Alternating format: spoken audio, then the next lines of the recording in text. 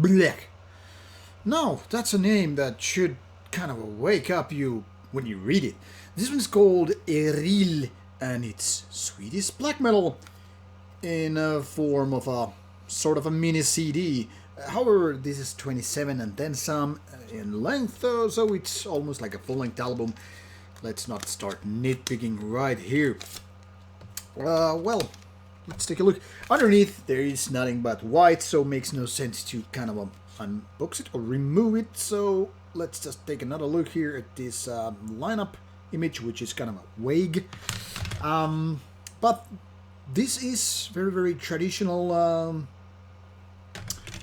Swedish black metal, melancholic, very, very atmospheric, kind of a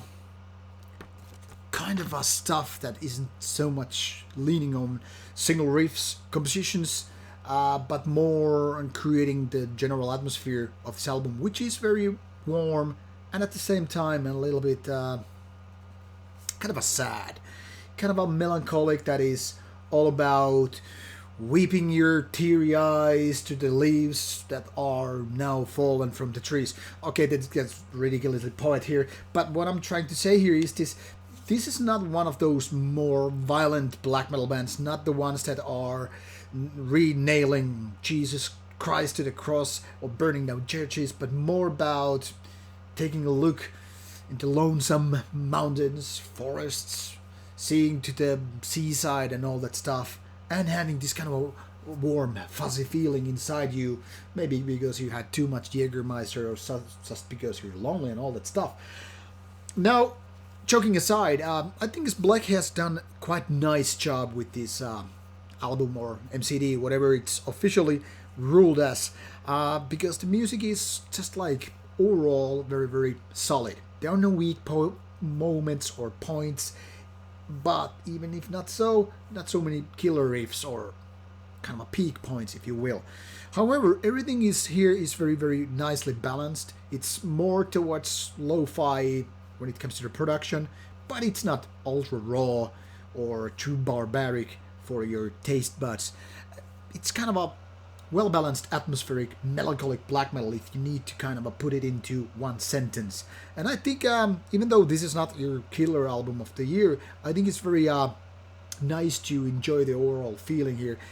It actually ends quite abrupt, even though the songs are quite long. I mean, that is 3 songs and almost 28 minutes. And still, when it's just, when the CD has stopped in your player, you're like, maybe I should give it another spin. So I don't know. This is kind of I'm a little bit divided. On the other hand, I feel like it should be more, kind of a stronger album overall. But then again, when I'm finished with the album, I get this kind of a feeling of melancholy, like, hey, man, where did it go? I want to give it another spin.